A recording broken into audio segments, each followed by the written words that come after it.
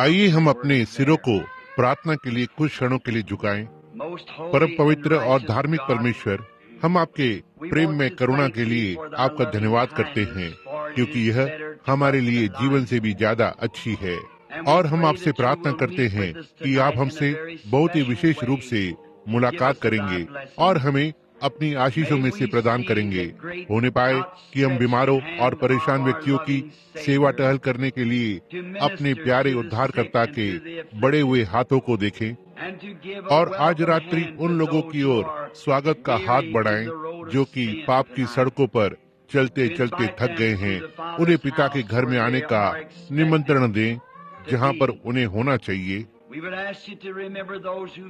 हम आपसे उन लोगों को स्मरण करने के लिए कहना चाहेंगे जो कि सीधे और सकड़े मार्ग से भटक गए हैं, कि वे भी शायद पिता की सहभागिता में वापस आने पाएं।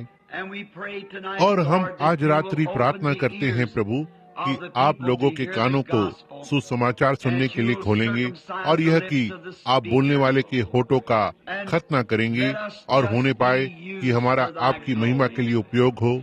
और इस सभा के अंत में जब हम अपने विभिन्न स्थानों में जाते हैं, होने पाए कि हम उन लोगों की तरह से कहने पाए जो अमाउस से आए थे।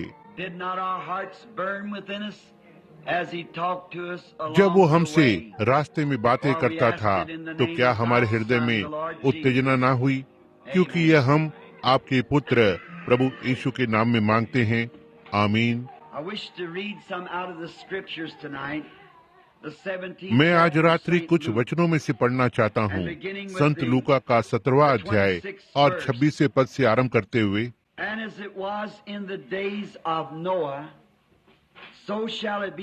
और जैसा नूह के दिनों में हुआ था, वैसा ही मनुष्य के पुत्र के दिनों में होगा। जिस दिन तक नूह जहाज पर न चढ़ा, उस दिन तक लोग खाते पीते थे और उनमें ब्याह शादी होती थी।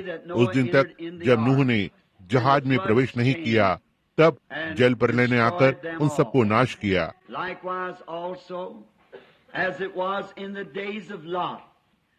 और जैसा लूत के दिनों में हुआ था कि लोग खाते पीते, लेन देन करते, पेड़ लगाते और घर बनाते थे। परंतु जिस दिन लूत सदोम से निकला, उस दिन आग और गंधक आकाश से बरसी और उन सबको नाश कर दिया। जब मनुष्य के पुत्र के प्रकट होने के दिन भी ऐसा ही होगा। और विषय के लिए मैं उत्पत्ति उसका 19वां अध्याय और उसके 22वें पद में से लेना चाहता हूँ।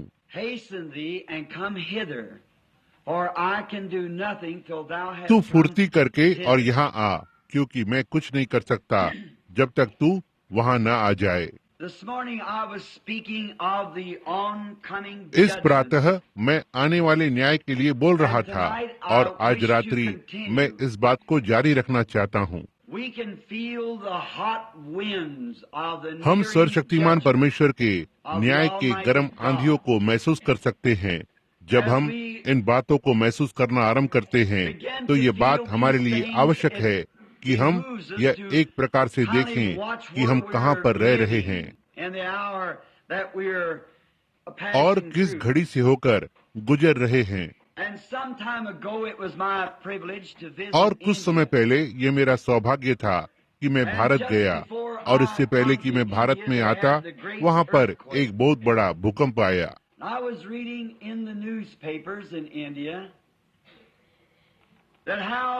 और मैं भारत के अखबारों में पढ़ रहा था कि भूकंप आने के 2 दिन पहले ऐसा प्रतीत हुआ कि वे इस बात को जान गए थे कि कुछ तो गड़बड़ है। वे सारी छोटी चिड़ियां जो कि बड़ी इमारतों की दरारों में रह रही थी और जो कि बड़े पत्थरों की दरारों पर रह रही थी। भारत के अधिकांश स्थानों पर पत्थर की दीवारें हैं और वे सारी चिड़ियों ने जिनका घोंसला उन दरारों में था, दीवारों को छोड़ दिया। और वे सारे गाय बैल जो कि प्रायः उन बड़ी इमारतों के चारों ओर दोपहर की छाया में खड़े रहते थे और उन बड़ी पत्थर की दीवारों के चारों ओर खड़े रहते थे, भूकंप के 2 दिन पहले ये सारे जानवर और छोटी चिड़ियाएं मैदान के बीच में जाकर खड़े हो गए। आप समझे, उस बात के विषय में खुश तो था कि परमेश्वर अपनी छोटी चिड़ियों और जानवरों की देखभाल कर रहा था। आप जानते हैं, वही परमेश्वर जिसने उन्हें जहाज की ओर निर्देशित किया था आरंभ के दिनों में, जब वे पानी से नष्ट हो गए थे। नूह के प्रचार के समय में वही परमेश्वर आज भी जीवित है और राज्य करता है और अपने प्राणियों पर उसका नियंत्रण है। और मैं सोच रहा था, यदि परमेश्वर को अपनी चिड़ियों का और अपने गाय बैलों का और अपने भेड़ों का इतना ध्यान था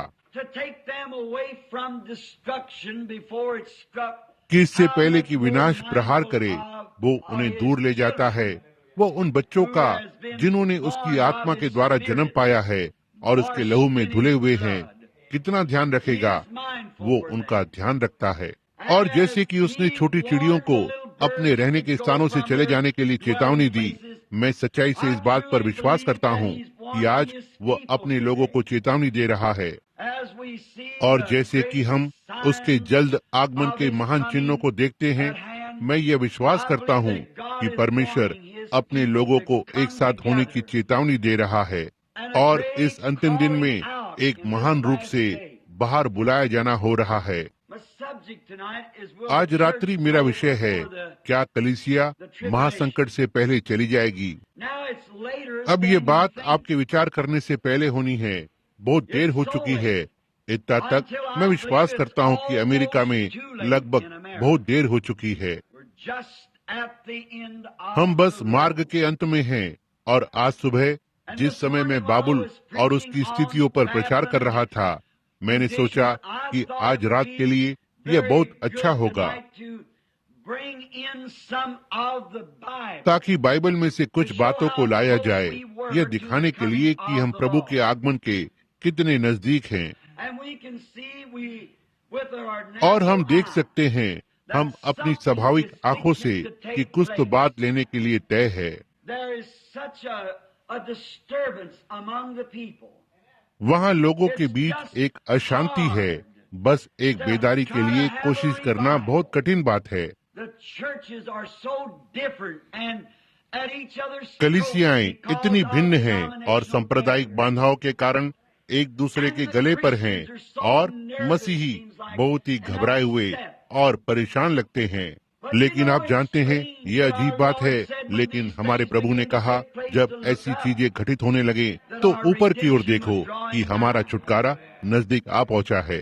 और जैसा कि हम उसकी महान दया को देखते हैं, जैसा कि यह हम पर प्रस्तावित किया जा रहा है, उसके हाथों को, महान चिन्हों और अद्भुत कार्यों को देखते हुए, जिसे देखकर कुछ ही मिनटों में हमारी आंखें खुल जाएंगी। और फिर इस बात को जानकर यह हमें सबसे पवित्र सांत्वना को देता है कि बाइबल का परमेश्वर आज भी जीवित है और वह अपने बच्चों से प्रेम करता है और वो उन्हें चेतावनी दे रहा है और वे जो आत्मिक मन के हैं बाहर आ जाते हैं।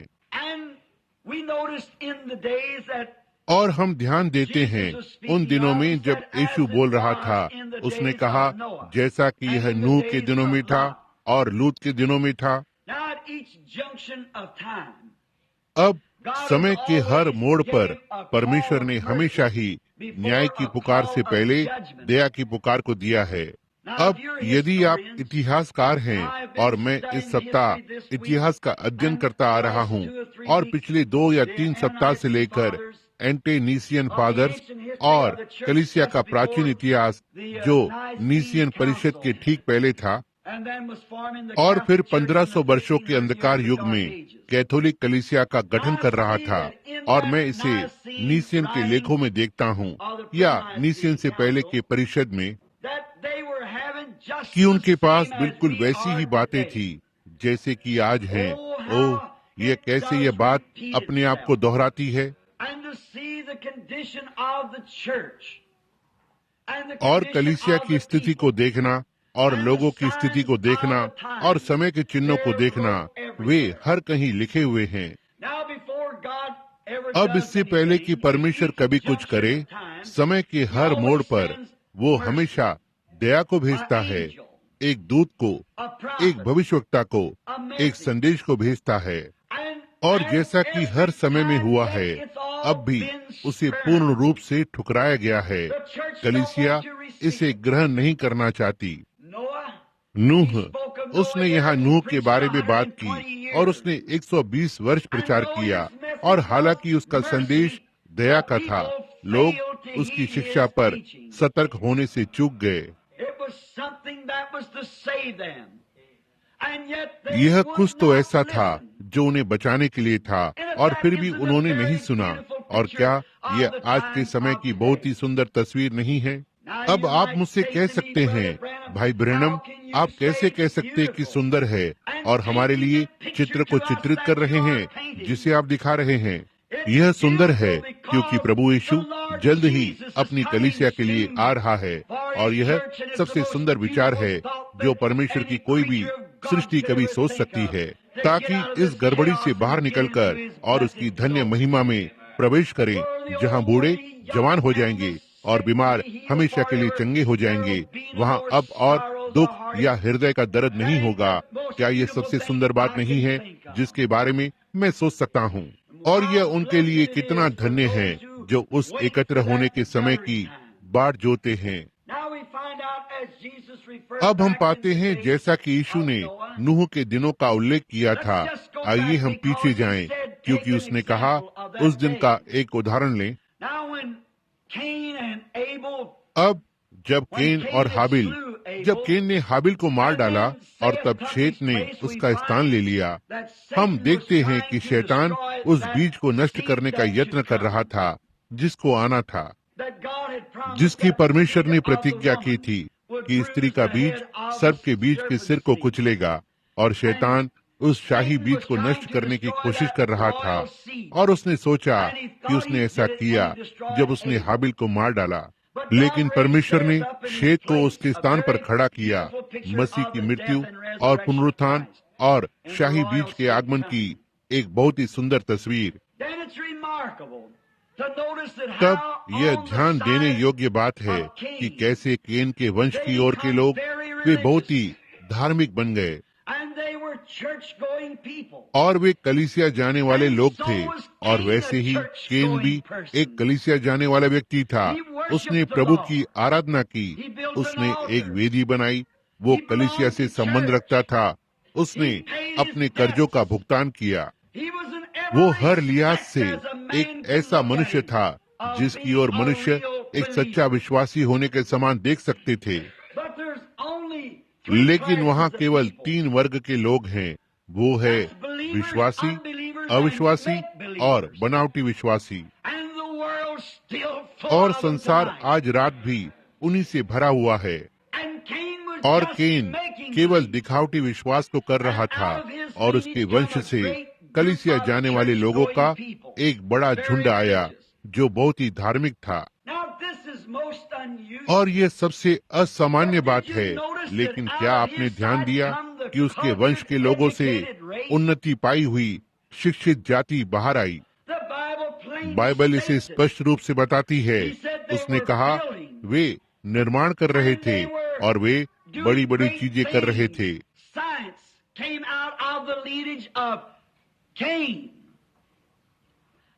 विज्ञान केन के वंश में से बाहर आया, और बड़े बड़े वैज्ञानिक और डॉक्टर और बड़े बड़े पुरुष केन के वंश में से बाहर आए, जबकि दूसरी तरफ एक गरीब किसान की तरह के लोग थे। लेकिन ये वे लोग थे जिन्होंने विश्वास किया कि उनका परमेश्वर वास्तविक है। हे परमेश्वर, मुझे उन्हीं लोगों के साथ गिनना। और अंत समय के आने से ठीक पहले एक बहुत बड़ी गड़बड़ी थी, और बड़ी कलीसिया की तरह ऐसा दिखाई दिया कि वे जीत गए थे, जैसे कि आज विज्ञान के लिए होता है। और एक और बड़ी बात, उसने कहा वे भवनों का निर्माण कर रहे थे। इतिहास में कभी भी ऐसा समय नहीं आया कि भवन इतने ऊंचे बनाए गए हों जितना कि अब बनाए गए हैं। यह अंत समय के चिन्हों में से एक है, हमारे पास कभी भी ऐसा निर्माण का समय नहीं रहा था, और अब यहाँ तक कि यहाँ हमारे छोटे से शहर में मुझे इतनी जगह नहीं मिल पाती है कि जाकर खरगोश का शिकार करूं।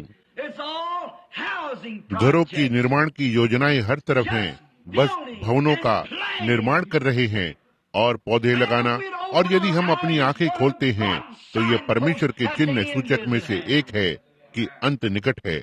और हम आज सुबह उपग्रहों और मिसाइलों पर प्रचार कर रहे थे, कैसे वे मॉस्को में खड़े होकर और एक मिसाइल को लुइसविले में चौथी सड़क के बीच में भेज सकते हैं और मॉस्को में ही रहकर ऐसा कर सकते हैं, और यह उड़ाकर जमीन में 175 फुट गहरा गड्ढा बना देगा और इसके चारों ओर 150 मील तक का गहरा गड्ढा। यह गड्ढा इतना बड़ा होगा, उसमें से 3 मिसाइलें सारे संसार को नष्ट कर देंगी, इसे उसकी परिक्रमा से हिला देंगे। विज्ञान, आप देखते हैं कि यह किस वंश से है? यह दुष्ट की ओर से है। परमेश्वर अपने बालकों से अपेक्षा करता है कि जो कुछ भी उसके पास है उसके लिए उस पर भरोसा करें, लेकिन हम मनुष्य के हाथ पर भरोसा करना चाहते हैं। बल्कि मैं अपनी आशाओं को मसीह में बनाना चाहता हूँ। मेरा पवित्र पड़ाव उसके अनुग्रह और दया पर रखना चाहता हूँ, बजाय इसके लोगों के किसी भी शिक्षित झुंड पर रखूं जो एक संगठन को बनाए जो कहते हैं यह वो मार्ग है। मसीह ने कहा, मैं मार्ग, सत्य और उजियाला हूँ, और कोई भी मनुष्य मेरे बिना पिता के पास नहीं आ सकता। इसलिए आप देख सकते हैं, यह शिक्षा का एक बड़ा दिन है, यह सांसारिक कलह का एक बड़ा दिन है, और ठीक उस बात के बीच में उनके पास अवश्य ही उससे भी बड़ा एक वैज्ञानिक संसार रहा होगा जो अब हमारे पास है। उन्होंने पिरामिड बनाए। यदि आप कभी इसके नजदीक गए हों तो हमारे पास एक भी चीज ऐसी नहीं है जो पिरामिड का निर्माण करे। मैं यहाँ पर गया हूँ, मिस्र में और एक बार मैक्सिको में, और जिस तरह से शहर की बड़ी कॉलोनी होती है, ऐसे पत्थर थे जिनका वजन सैकड़ों टन तक होगा। वहाँ ऊपर उस बड़े विशाल इमारत के ऊपर बनाया गया था, और यह इतनी अच्छी तरह से तराशा गया है, यहाँ तक कि बीच में धारदार ब्लेड के लिए भी जगह नहीं है। यह इतनी कुशलता से काटा गया था। ओह, क्या ही विज्ञान का दिन है! और यह पृथ्वी के मध्य में बहुत ही सिद्ध रूप से स्थापित भी है, और कोई फर्क नहीं पड़ता कि सूर्य कहाँ है, उसके चारों ओर कभी भी छाया नहीं होती है। मुझे संदेह है कि हमारे आधुनिक विज्ञान में क्या हम आज इसकी बराबरी कर सकते हैं, हमारे आधुनिक विज्ञान में। लेकिन यीशु ने कहा, जैसा उस दिन में था वैसा ही परमेश्वर के पुत्र के आने पर होगा। अब और नूह ने 120 वर्ष प्रचार किया, और ध्यान दे, उस पर हंसा गया था। अब यीशु ने यह भी कहा कि जैसा यह लूत के दिनों में था ऐसा होगा। लूत के दिनों में वे खा रहे थे, पी रहे थे, विवाह कर रहे थे, विवाह में लेन देन कर रहे थे, रोप लगा रहे थे, निर्माण कर रहे थे, बेच रहे थे, खरीद रहे थे। और ऐसा दिन कभी भी नहीं हुआ था कि इतना अधिक व्यावसायिक हो जैसा कि आज है। बस उपयोग की गई कार के ढेर और हर एक चीज है। इतना तक आप इस वर्ष एक रेफ्रिजरेटर को खरीद सकते हैं और इसके लिए लगभग $400 या $500 का भुगतान करते हैं, और अगले वर्ष कोई भी इसे नहीं रखना चाहता है। यह शैली या फैशन से बाहर है।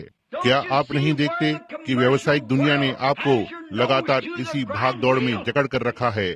आप इस वर्ष एक कार खरीद सकते हैं और अगले वर्ष शायद वो उससे उतनी अच्छी होगी जो आप उस समय खरीद सकते थे, लेकिन इसकी $1000 कीमत कम हो जाएगी क्योंकि उन्होंने कार के प्रकाश देने वाले उपकरण के ढक्कन को बदल दिया है, या उन्होंने इसके लिए कुछ तो छोटे से मूर्खतापूर्वक काम को किया है। यह केवल एक बेचने का तरीका है बाइबल को पूरा करने के लिए, जैसा कि यह नूह के दिनों में था और लूत के दिनों में था।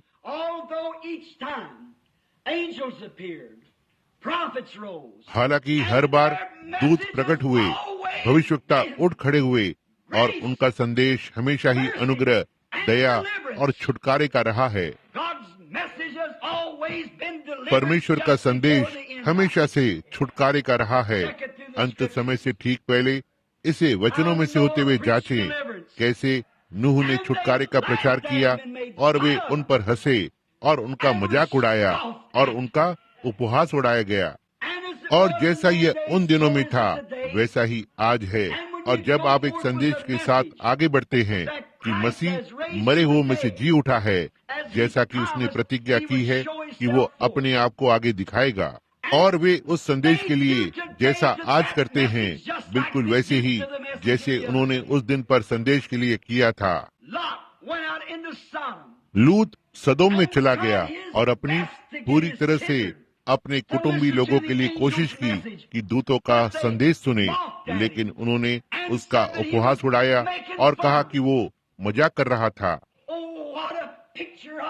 ओह, इस दिन की क्या ही तस्वीर है जब आप उनके लिए परमेश्वर के छुटकारे का संदेश लाते हैं। वे कहते हैं, तुम धर्म का मजाक उड़ा रहे हो, तुम कुछ तो ढोंग करने की कोशिश कर रहे हो। उसी प्रकार का एक झुंड हम क्या ही घड़ी में जी रहे हैं। तो ठीक है, वे सोचते हैं कि केवल वे ही हैं जो बचने जा रहे हैं। वे सोचते हैं कि केवल वे ही हैं जो सुसमाचार का प्रचार कर रहे हैं। यीशु ने कहा, ये चिन्ह उनके पीछे पीछे जाएंगे जो विश्वास करते हैं। यह मेरा वचन नहीं है, यह उसका वचन है। और ध्यान दें, मैं चाहता हूं कि आप जल्दी से ध्यान दें, यह किस प्रकार का संदेश था। ओह, यह बस मेरे हृदय को उत्तेजित कर देता है। जब मैं सदोम और अमोरा के विषय में सोचता हूँ तो नैतिक रूप से इतना दूषित हो गया था, इतना तक कि हर जगह से पथ भ्रष्ट थे।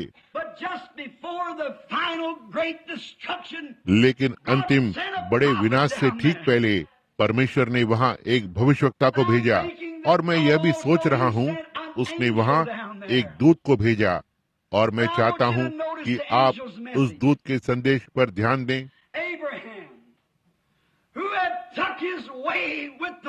अब्राहम, जिसने प्रभु के कुछ ठुकराए हुओं के साथ अपना मार्ग लिया था, वो रेगिस्तान की ओर निकल गया जहाँ पर सूखी भूमि थी।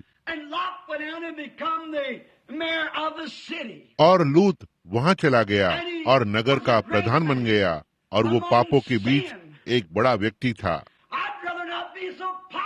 मैं इतना लोकप्रिय नहीं होना चाहूंगा, बजाय इसके मैं परमेश्वर के साथ सही रहूंगा। लेकिन लूत बहुत ही लोकप्रिय था और वो नगर के फाटक पर सड़कों पर बैठा हुआ था।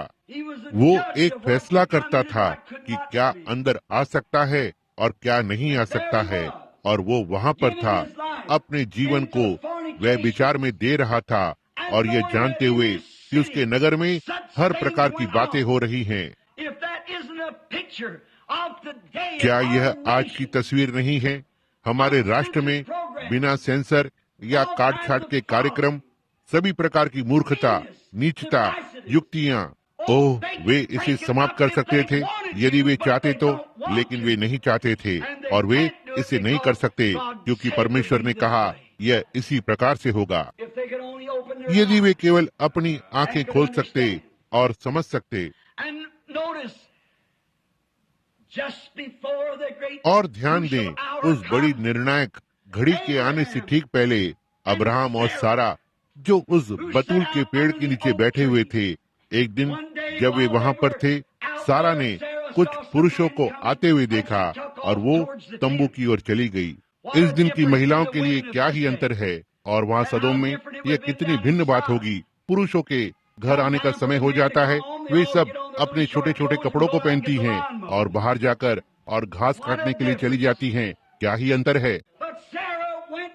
लेकिन सारा तंबू में चली गई, और जब वो गई तो ये पुरुष वहाँ आ गए, और अब्राहम ने उनकी ओर देखा। वे बल्कि अजीब दिखने वाले पुरुष प्रतीत होते थे, और उनमें से एक ऐसा दिखाई पड़ा कि वो उनकी ओर से बोलने वाला मुख्य वक्ता है। और जब वो बैठ गया और अब्राहम के साथ बात करना आरंभ किया, अब्राहम ने कहा, यहाँ बैठ जाइए और मैं कुछ पानी लेने जाऊंगा, और मैं आपके पैर धोऊंगा, और मैं थोड़ा सा आटा गूंथकर आपके लिए रोटी बनाऊंगा, और हम तैयार करेंगे, और आप मांस का एक निवाला खा सकें, और उसके बाद आप आगे जा सकते हैं। और जब वह गाय बैल के पशु के झुंड की ओर भाग कर गया और एक मोटा ताजा बछड़ा लिया और उसे मारा, सारा को थोड़ा आटा गूंदने के लिए और कुछ रोटियां बनाने के लिए कहा, और उसने उस मनुष्य से बात की। मैं विश्वास करता हूँ कि किसी न किसी तरह से अब्राहम जानता था कि वो कौन था। और वो मनुष्य जो बोलने वाला था, उसकी पीठ तंबू की ओर थी। वह उस दिन का संदेश वाहक था और उसने कहा, अब्राहम, मैं 25 वर्ष पहले की प्रतिज्ञा के अनुसार तुमसे भेंट करने जा रहा हूँ। मैंने तुमसे एक प्रतिज्ञा की है और मैं इसके साथ बना रहूंगा। ओ प्रभु का नाम धन्य हो। परमेश्वर ने एक प्रतिज्ञा की, अंत के दिनों में वो अपनी आत्मा को सारी देह पर उंडेलेगा और वो इसके साथ बना रहेगा। यीशु ने एक प्रतिज्ञा की और कहा, जो काम मैं करता हूँ तुम भी करोगे, और वो इसके साथ बना रहेगा क्योंकि वो धर्मी है।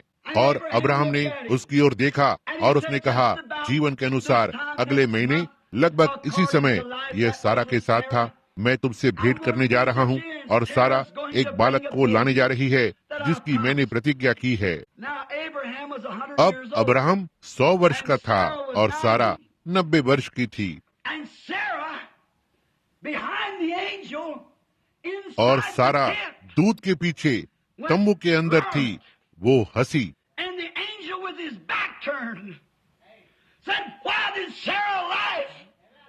और दूत ने अपनी पीठ को घुमाया, कहा, सारा क्यों हंसी? वो संदेशवाहक था। ओह, क्या आप जानते हैं कि मैं किस बारे में बोल रहा हूँ?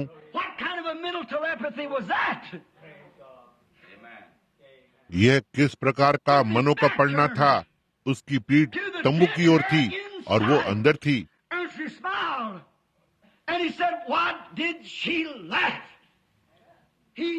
और वो मुस्कुराई और उसने कहा, वो क्यों हंसी? वो यह जानता था और सदोम और अमोरा के जलने से पहले यह अंतिम संदेश था।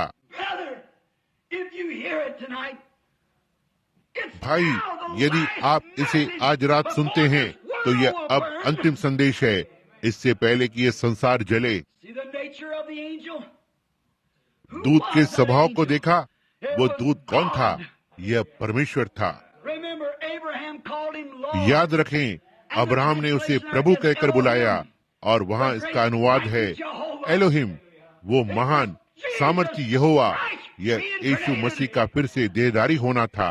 किसी ने कहा, क्या आपके कहने का मतलब यह था उसे वो देह कैसे मिली? क्यों? उसने बस उन 2 दूतों को बुलाया और इस तरह से एक छोटी सी श्वास फूकी और अणु और कैल्शियम और पोटाश एक साथ आ गए और जिब्राइल ने एक में कदम रखा और दूसरे में दूसरे दूत ने, और उसने अपने लिए एक बनाया।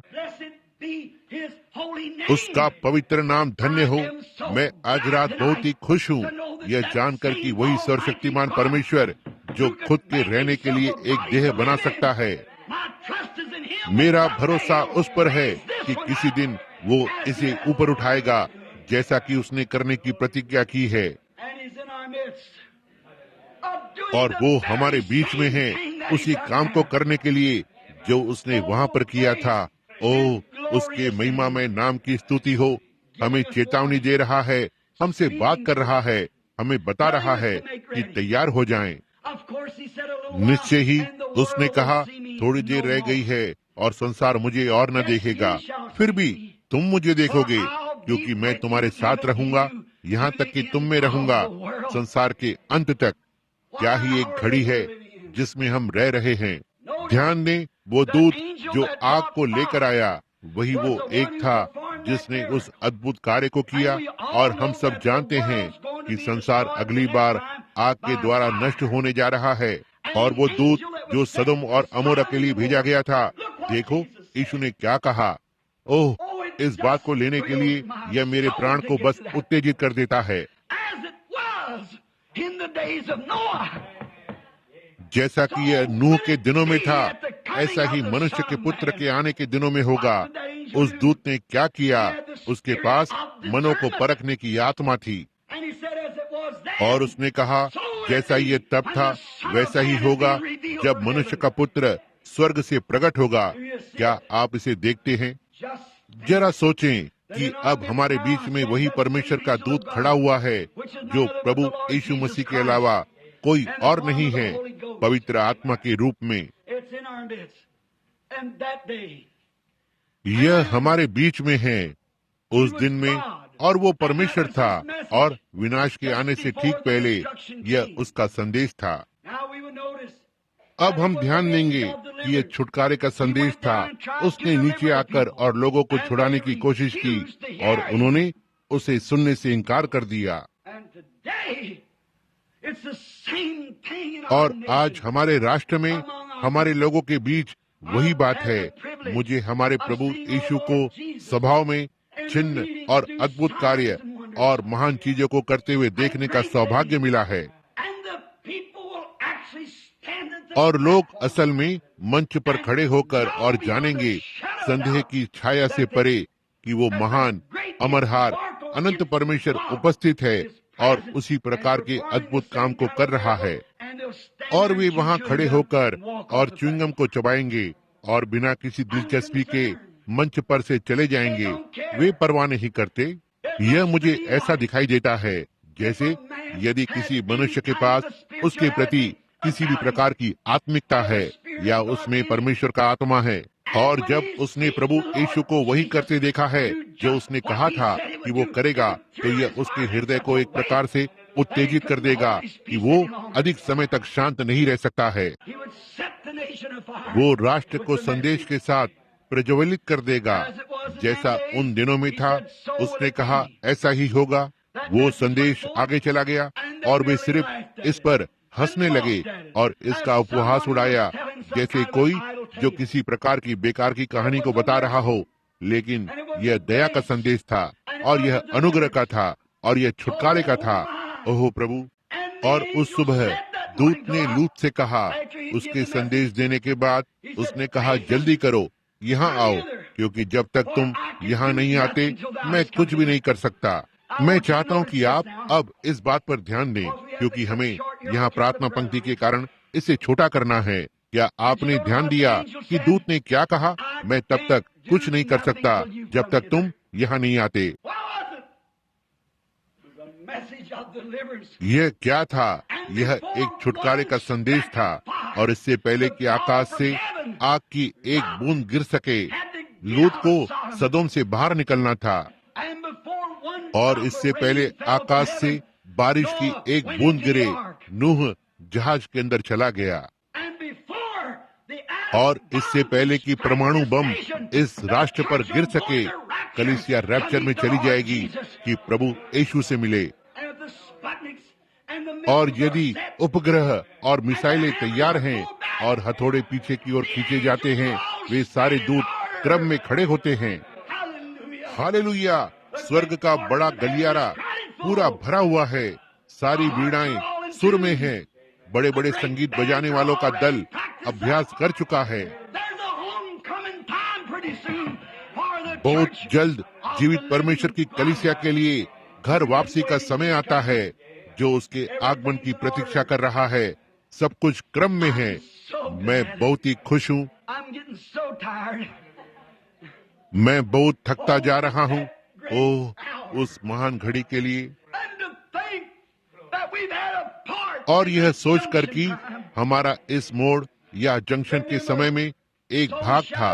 याद रखें, ऐसा ही मनुष्य के पुत्र के आगमन पर होगा, जब मनुष्य का पुत्र स्वर्ग से प्रकट होगा। अब याद रखें, बारिश गिरने से पहले नूह जहाज में था। इससे पहले कि आग गिरती, लूत सदोम से बाहर चला गया, क्योंकि दूत ने कहा मैं कुछ नहीं कर सकता जब तक तुम यहाँ नहीं आते। मेरे हाथ में वो औजार या लीवर है कि इसे खींचकर आकाश से आग को गिरा सकता हूँ। और मैं सोचता हूँ कि बिल्कुल ऐसा ही है। विनाश का दूत रूस का हाथ पकड़े हुए है, जो परमाणु बमों के साथ है। जब तक कलीसिया और मसीह की एक महान देह एक साथ नहीं आ जाती, मैं तब तक कुछ नहीं कर सकता जब तक तुम यहाँ नहीं आते। ओह, क्या यह एक धन्य आश्वासन नहीं है? और यदि हम देखते हैं कि सब कुछ व्यवस्थित है, तो कलीसिया का घर जाना क्रम में है। यहाँ परमेश्वर का दूत उसी संदेश के साथ है, उन्हीं चिन्हों को कर रहा है, वही अद्भुत कार्य, हर चीज क्रम में रखी हुई है। ब्रैनम टैबरनेकल लगभग 25 वर्ष पहले मैंने इसी पुलपिट पर बोला था और आपको बताया कि इन दिनों में से एक दिन ये बातें हो रही होंगी। यह यहाँ पर है, हम अंत समय पर है। जंक्शन या मोड़ यहाँ है। यह कलीसिया के लिए घर जाने का समय नजदीक है। आलोचना करने वाले उपहास उड़ाते हैं, ठट्टा करते हैं, जैसे वे राजा नबूकदनेस्सर और बेलशस्सर के साथ थे, वैसे ही वो नूह के दिनों में था, ऐसा ही लूत के दिनों में था, और वे आज भी ऐसा ही कर रहे हैं। मैं कुछ नहीं कर सकता जब तक तुम यहाँ नहीं आते। मैं चाहता हूँ कि आप ध्यान दें, लूत किसी चीज से बाहर आया जो उसे नष्ट कर देती, और नूह किसी चीज में चला गया जो उसे बचा लेगी, और यही कलीसिया का एक नमूना है। हम संसार से बाहर आते हैं और इस एल्विस प्रेस्ली और आर्थर गॉडफ्रे युग से दूर जिसमें हम रह रहे हैं, संसार से बाहर आओ और मसीह के अंदर जाओ। संसार से बाहर आ जाओ। वे संसार के हैं, संसार के साथ नष्ट हो जाएंगे। वे जो मसीह में हैं, वे मसीह के साथ घर जाएंगे, क्योंकि वे जो मसीह में सोते हैं उन्हें परमेश्वर अपने साथ लेकर आएगा जब वो आता है। हम संसार से बाहर आए हैं ताकि सुरक्षा के लिए मसीह के अंदर जाएं। ओह, परंतु मैं कुछ नहीं कर सकता जब तक तू यहाँ ना आ जाए। मैं इसे पसंद करता हूँ। जल्दी करो, बच कर निकलो। संदेश अत्यावश्यक था। जल्दी करो, जल्दी करो, बच कर निकलो। प्रभु का नाम धन्य हो। यीशु ने प्रतिज्ञा की कि इस सुसमाचार को प्रचार किया जाएगा। यह अब वर्षों और वर्षों से प्रचार होता आ रहा है, और ये यहाँ अंत समय पर है। अंतिम महान चिन्ह, दूत के चिल्लाने से ठीक पहले, जल्दी करो। वह मुड़ा और कहा, सारा क्यों हंसी? विनाश का दूत, उसने कहा, मैंने उनके पापों के बारे में सुना है और मैं यह देखने के लिए नीचे आया हूँ कि क्या यह सत्य था या नहीं। और उसने पाया कि यह सत्य था, और संदेश अनुग्रह और दया और छुटकारा था। लेकिन जल्दी करो, जल्दी करो। ओह बच्चों, रुककर और सोचते मत रहो। जल्दी करो, जल्दी करो, तुरंत। समय नजदीक है। भागो। कहाँ? बाहर, जैसे कि छोटी चिड़ियाएं भागी। बाबुल की इन बड़ी आधुनिक दीवारों से दूर निकलो, इन बड़ी पुरानी संप्रदाय से जो कहती हैं वहाँ समय में कोई अंतर नहीं है। ये बड़ी पुरानी अविश्वासी कलीसियाएं जो कहती हैं दिव्य चंगाई जैसी कोई चीज नहीं है, कोई अद्भुत काम नहीं है, उन दीवारों से दूर हो जाओ, क्योंकि वे चूर चूर होकर गिरने वाली हैं। वे विनाश में नीचे गिरने जा रही हैं और परास्त हो जाएंगी, क्योंकि मेरे परमेश्वर ने ऐसा कहा है। उस और कलवरी के बीच में भागो। यदि पक्षी पेड़ों के पास जाते हैं तो आप भी उस पेड़ पर जाएं, उस पेड़ पर जहां मसीह को क्रूस पर चढ़ाया गया था, वहां उसकी दया के बीच में लटका हुआ है। और जब तक तूफान टल नहीं जाता तब तक परमेश्वर को पुकारें।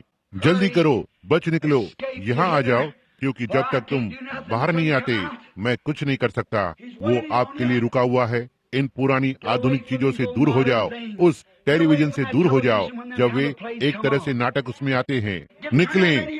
जब यह रॉक एंड रोल बजने लगता है तो उस रेडियो को बंद कर दें।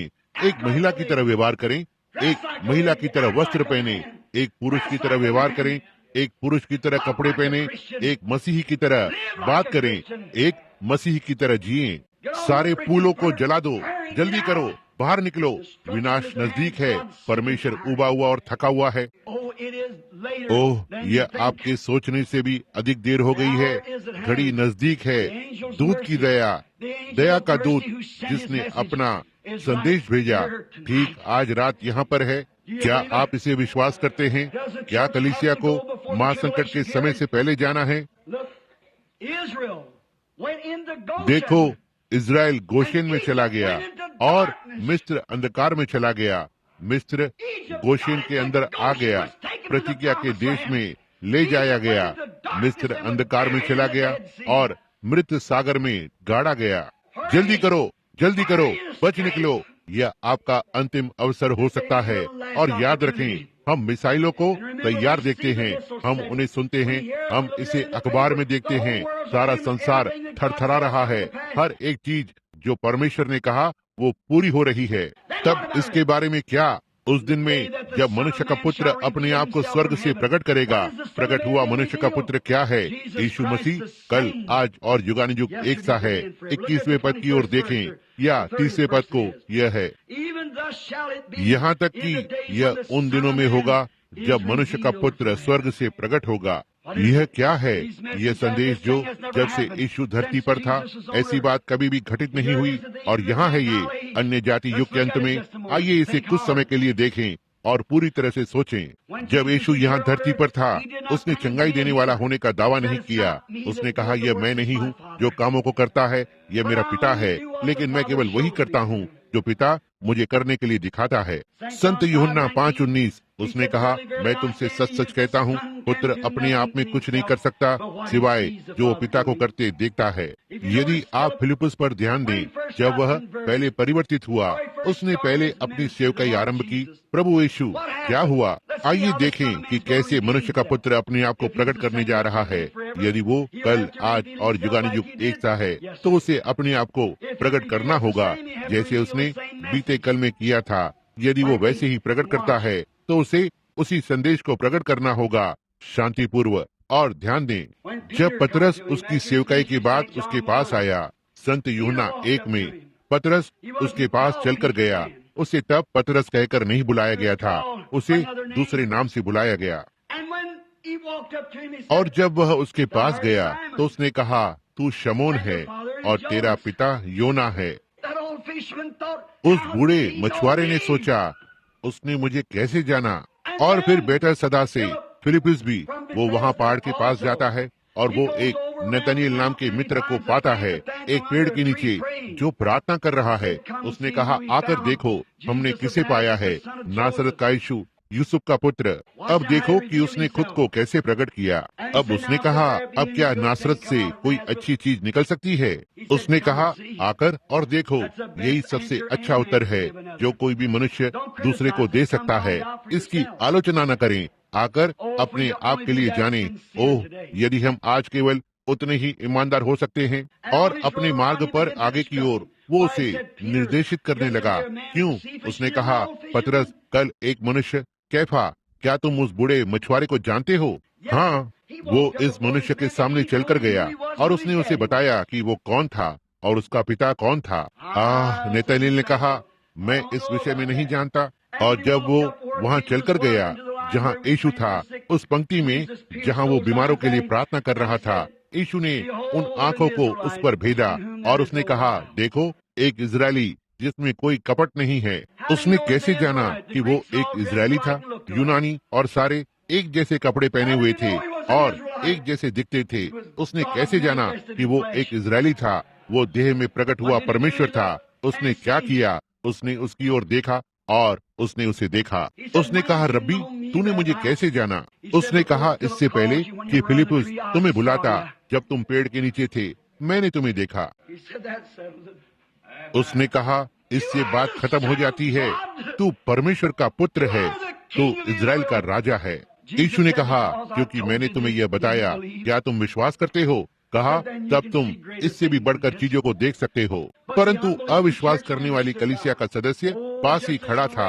ओह, बस उतने ही भक्तिपूर्व और कट्टर जितने वे हो सकते हैं। निश्चित रूप से वे वहाँ बड़ी बड़ी शिक्षाओं के साथ खड़े हुए थे, बड़े बड़े धर्म ज्ञान के, धर्म विद्यालय के अनुभव के साथ। उन्होंने कहा, यह मनुष्य ज्योतिष विद्या बताने वाला है, वो बालजबूल है। यीशु ने कहा, तुम मुझे यह कहते हो, मैं तुम्हें क्षमा कर दूंगा, लेकिन जब पवित्र आत्मा आता है और उसी काम को करता है तो उसके विरोध में एक शब्द भी कभी भी क्षमा नहीं किया जाएगा, ना ही इस संसार में और ना ही आने वाले संसार में। वहाँ एक छोटी सी महिला थी जिसे लहू की समस्या थी और वो भीड़ में से होते हुए आई और उसने उसके वस्त्र को छुआ, क्योंकि उसने अपने भीतर कहा, यदि मैं उस मनुष्य को छू सकती हूँ तो मैं चंगी हो जाऊंगी। उसने उसे छुआ, वो भीड़ में भाग कर गई और बैठ गई, या जो कुछ भी उसने किया। और यीशु घूमा, कहा, किसने मुझे छुआ? पतरस ने उसे रोका। उसने कहा, देखो, सारी भीड़ तुम्हें छू रही है, तुम क्यों कहते हो किसने मुझे छुआ? उसने कहा, लेकिन मैं कमजोर हो गया, मुझ में से सद्गुण या शक्ति निकली। और उसने उन आंखों से चारों ओर देखा। जब तक उसने उसे पा नहीं लिया, उसने यह कैसे किया जो हम नहीं जानते। लेकिन वो कल, आज और युगानुयुग एक सा है। और उसने अपने आप को यहूदी राष्ट्र पर इस प्रकार से प्रकट किया। जब वो सामरियों के पास आया, वो स्त्री जो कुएं पर थी, एक प्यारी सी सामरी स्त्री। याद रखें, वहाँ केवल 3 लोगों के राष्ट्र हैं। वो है यहूदी, अन्य जाति और सामरी, हाम, शेम और येपेत के लोग। और सामरी आधे यहूदी और आधे अन्य जाति होते थे। और आपको याद होगा ये कब आरंभ हुआ था? जब उन्होंने उनकी स्त्रियों से विवाह किया था, और आदि आदि। और यह युवा महिला वहाँ पर आई, जिसका हम अपने देश में एक बदनाम महिला होने का विश्वास करते हैं, लेकिन वो नहीं थी। यह भारत का लड़का आपको बता सकता है। यह एक पूर्वी किताब है और आप इसे पश्चिमी शिक्षा के साथ पढ़ने की कोशिश कर रहे हैं। जब मैं भारत गया और बंबई में हवाई जहाज से उतरा, वहाँ मेथोडिस्ट कलीसिया का बिशप था और वे सारे वहाँ पर खड़े हुए थे। कहा, आप हमें यह न बताएं कि आप एक मिशनरी हैं भाई ब्रैनम। हम बाइबल के बारे में आप यांकीज लोगों से कहीं अधिक जानते हैं, और ये सच है। उसने कहा, आपके राष्ट्र होने से 2000 वर्ष पहले हमारे पास बाइबल थी। यह सही बात है। संत थॉमस कलीसिया अब भी वहाँ पर है, जहाँ संत थॉमस ने जाकर और प्रचार किया। लेकिन उसने कहा, हम समझते हैं कि परमेश्वर ने आपसे भेंट की है ताकि इस बाइबल को फिर से जीवित करे। कहा, यही है जो हम जानना चाहते हैं। ऐसा ही है, संसार जीवित रोटी के लिए भूखा है। यह सामरी स्त्री जब वो कुएं के पास खड़ी थी, यीशु ने उससे कहा, स्त्री, मेरे लिए पानी ला। तो ठीक है, उसने कहा कि उनके बीच अलगाव था, लेकिन उसने उस स्त्री को बताया कि कोई अंतर नहीं था। परमेश्वर ने एक ही लहू से सारे लोगों को बनाया। और उसने कहा, यदि तुम जानती कि तुम किससे बात कर रही थी, तो तुम मुझसे पानी मांगती। और बातचीत तब तक चलती रही जब तक उसने उसकी आत्मा को नहीं पकड़ लिया। तब उसने पाया कि उसकी परेशानी क्या थी। उसने कहा, जाकर अपने पति को लेकर और यहाँ आओ। जब यहूदी को यह बताया गया तो क्या हुआ? यहूदी ने कहा, तू परमेश्वर का पुत्र है। यह सही है। सामरी का क्या हुआ जब उसे यह बताया गया था? कहा, जाकर अपने पति को लेकर और यहाँ आ। उसने कहा, श्रीमान, मैं समझती हूँ कि तू एक भविष्यवक्ता है। अब हम जानते हैं कि जब मसीहा, जो मसीह कहलाता है, जब वो आता है तो वह हमें इन बातों को बताएगा। लेकिन तू कौन है? उसने कहा, मैं वही हूँ जो तुमसे बात करता है। वो नगर की ओर भागी और उसने कहा, आओ, एक मनुष्य को देखो जिसने मुझे उन बातों को बताया जो मैंने की है। क्या यह मसीहा नहीं है? और उसने एक बार भी ऐसा एक अन्य जाति के लिए कभी नहीं किया। क्यों? उसने इसे आज के लिए छोड़ दिया। यही है जो उसने यहाँ कहा, उन दिनों में जब मनुष्य का पुत्र अपने आप को स्वर्ग से प्रकट करेगा। वो अपने आप को कलीसिया पर प्रकट कर रहा है दया के लिए। अगली बार जब वो अपने आप को प्रकट करता है, ये विनाश में होता है उन लोगों के लिए जिन्होंने संदेश को अस्वीकार कर दिया है। परमेश्वर हम पर दया करे जब हम कुछ समय के लिए प्रार्थना करते हैं, धीरे से और कोमलता से। बहन गर्टी, यदि आप चाहें तो ये गीत बजाएं। मैं अब आज रात सोचता हूँ, आप जो दीवार से लगकर खड़े हुए हैं, उनके प्रति खेद महसूस करता हूँ और मैं आपकी अपेक्षाओं को महसूस कर सकता हूँ। मैं बस सोचता हूँ, ओह, यदि आप अपने आप से और परमेश्वर के साथ ईमानदार बने रहें, बस कुछ क्षण के लिए। क्या आप वास्तव में जल्दी करना चाहते हैं और इससे बाहर आना चाहते हैं? आज रात्रि एक मनुष्य उपस्थिति में है जो प्रभु यीशु कहलाता है। उसके पास आपके लिए टिकट है और आपको बस इतना करना है कि उसे अपने हृदय को दे दें। वो इसे उसके अपने लहू में धो देगा और आपको सारे पाप और संदेश से शुद्ध करेगा और आपको उसके स्वर्ग में ले जाएगा जब वो आता है। और हो सकता है ये सुबह से पहले आ जाए। उपग्रह, वहाँ एक भी चीज नहीं है जो विज्ञान कहता है। आप इसे हर दिन रेडियो पर सुनते हैं, जब वे टेलीविजन पर होते हैं, जब वे इन विज्ञान का इंटरव्यू कर रहे होते हैं। वे कहते हैं दुनिया को किसी भी क्षण उड़ा देने से रोकने वाली कोई चीज नहीं है। यह बस वोडका की कुछ ज्यादा शराब को पीकर, और वे एक लीवर को खींचेंगे और बात खत्म। जल्दी करो, संदेश अत्यावश्यक है। जल्दी करो, बच निकलो, अपने जीवन के लिए दौड़ें, इससे बाहर निकलो, इस आधुनिक बाबुल से बाहर निकलो, दीवारों से दूर हो जाओ। क्या आप महसूस नहीं कर सकते कि कुछ तो आपके हृदय में खींचातानी हो रही है?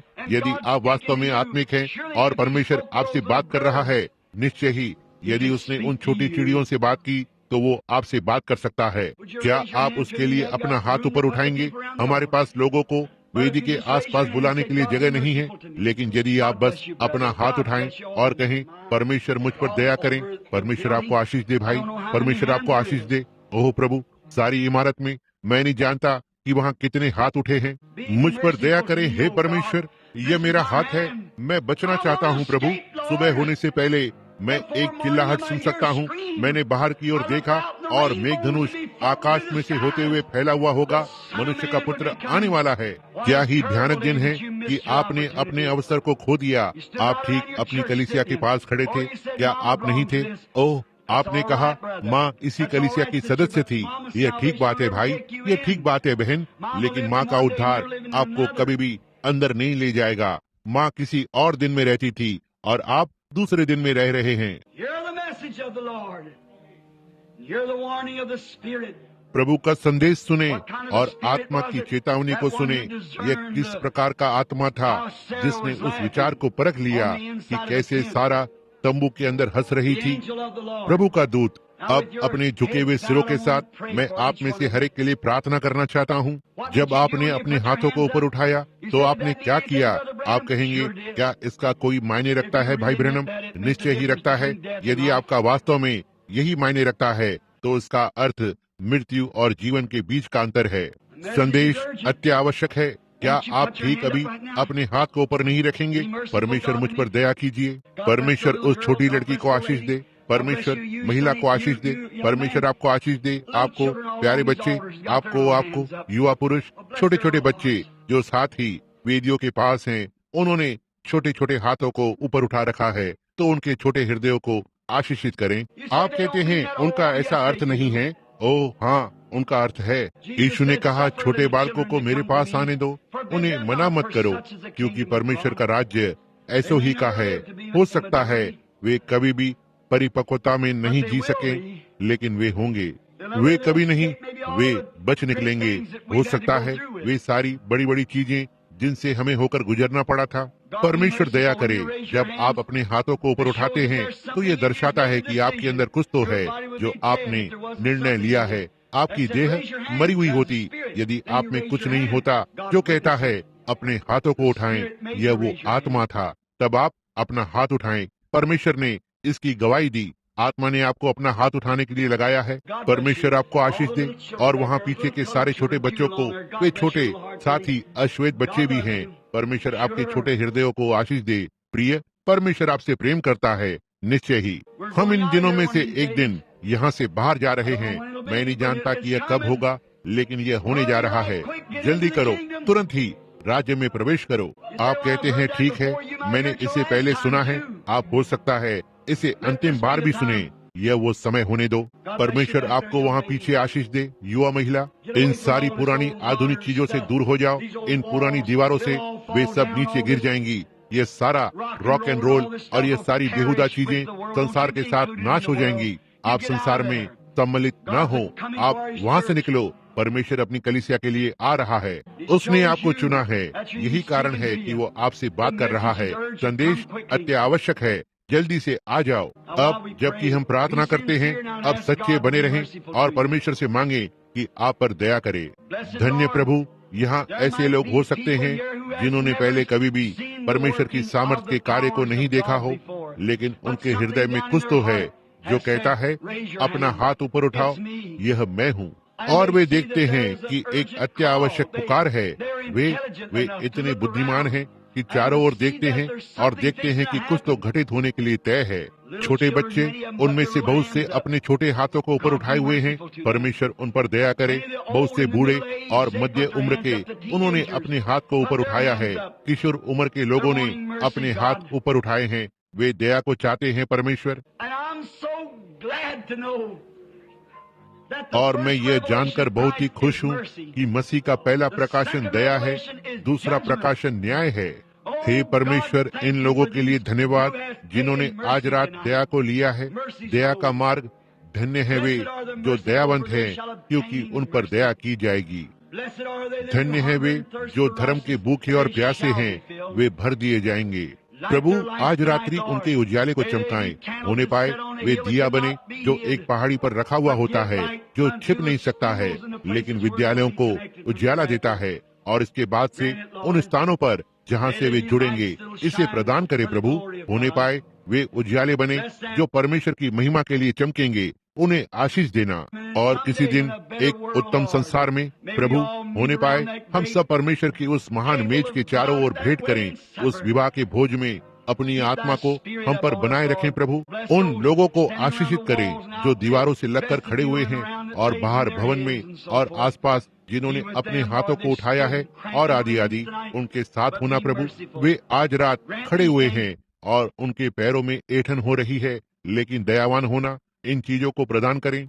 वे आज रात इस छोटे से जल्दी करने के संदेश के फल हैं। मैं प्रार्थना करता हूँ कि परमेश्वर के दूत इसे उनके हृदय के लिए इतना वास्तविक बना देंगे कि वे इसमें से किसी को भी नहीं चूकेंगे। और वे फल हैं, और मैं उन्हें आपके सामने रखता हूँ, और आप उन्हें यीशु को दें, क्योंकि वे उसके लिए आपके प्रेम के दान हैं। कोई भी मनुष्य उन्हें हाथ से नहीं छीन सकता, क्योंकि कोई भी परमेश्वर से बड़ा नहीं है। और मैं प्रार्थना करता हूँ कि आप उन्हें सुरक्षित रूप से संभाले रखेंगे जब तक यीशु उनके लिए नहीं आता। होने पाए बाकी के लोग जल्दी करें प्रभु, और जल्दी करें, क्योंकि संदेश अत्यावश्यक है। विनाश आने से पहले हमें अवश्य ही तुरंत बाहर निकलना होगा। और अब प्रभु परमेश्वर, मैं प्रार्थना करता हूँ कि आप अपने दूत को भेजें, वही एक जो अब्राहम के साथ बैठा था, इसे प्रदान करें प्रभु, और बता सकता था कि पीछे तंबू में सारा क्या कर रही थी। और वो वाचा का दूत था, यही वो दूत था जिसने आग गिरने से पहले दया को लाया था। किसी भी समय आग अब गिर सकती है। वे परमाणु जो सारे संसार को दो भागों में तोड़ देंगे।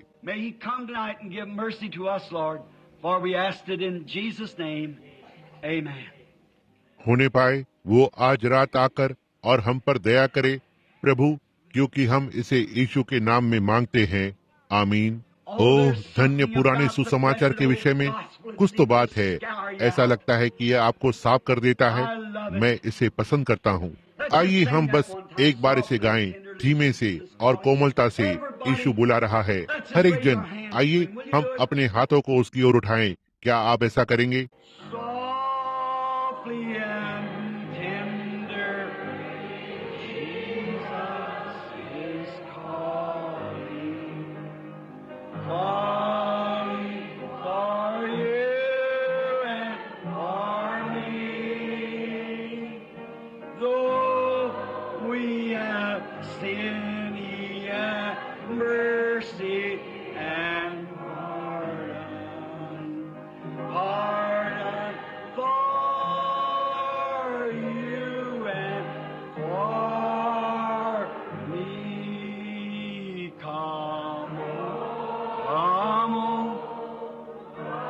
Just shut in with Christ now. You who are weary, come home. Jesus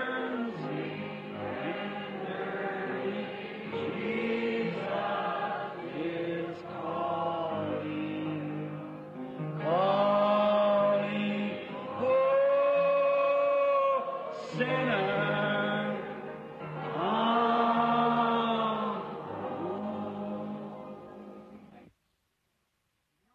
जो पहले कभी भी हमारी किसी चंगाई सभा में नहीं रहा था, आइए आपके हाथों को देखें। सभा में कभी नहीं रहे हैं, यह अच्छा है। मैं आपको यहाँ पाकर बहुत खुश हूँ। अब मैं चंगाई देने वाला होने का दावा नहीं करता। मैं दावा करता हूँ कि यीशु मरा नहीं है, लेकिन वो जीवित है। मैं एक चंगा करने वाला नहीं हूँ, कोई चंगा करने वाला नहीं है। मसीह ने आपको पहले ही चंगा कर दिया है। उसके कोड़े खाने से तुम चंगे हुए।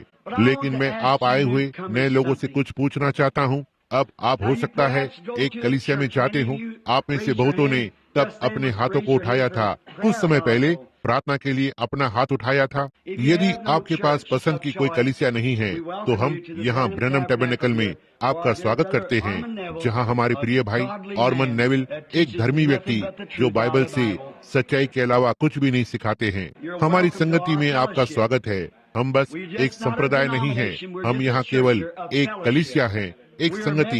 हम Methodist, Baptist, Presbyterian, Pentecostal, Lutheran, हम सब हैं। हम मसीही हैं जो आपसे प्रेम करते हैं और हम प्रार्थना करते हैं कि आप आएंगे। यदि आप यहाँ नहीं आ सकते हैं तो अपने लिए एक अच्छी स्थानीय कलीसिया को ढूंढें, कहीं तो जहाँ वे वास्तव में सुसमाचार का प्रचार करते हैं और जिससे कि आप परमेश्वर की आत्मा के द्वारा खिलाए जा सकें। हर कहीं सारे भवन में से होते हुए आज रात्रि यदि प्रभु यीशु मरे हुओं में से जी उठा है और मैंने आपको सत्य बताया है, तब परमेश्वर अपने वचन के लिए बाध्य है कि इसे उसी तरह से करे। समझे? ओह, इस पर भरोसा करने से मत डरना। यही या तो बाइबल है, यह सत्य है, या तो यह सत्य नहीं है। यदि यह सत्य नहीं है तो यह सबसे बड़ा भरमाने वाला है जो कभी लिखा गया है, क्योंकि इसने लाखों लोगों को भरमाया है। मैं बहुत सी बार खड़ा हुआ हूँ, एक हाथ में कुरान और दूसरे हाथ में बाइबल लिए हुए मुसलमानों के सामने, और कहता हूँ एक सही है और दूसरा एक गलत है। होने दो, परमेश्वर यही वास्तविक परमेश्वर है, उसे बोलने दो। डरो मत, वो कभी नहीं छोड़ेगा, वो कभी नहीं त्यागेगा।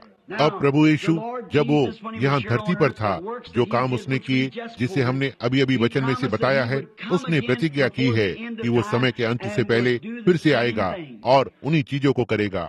उसने कहा कि वो इसे अपनी कलीसिया के जरिए से करेगा।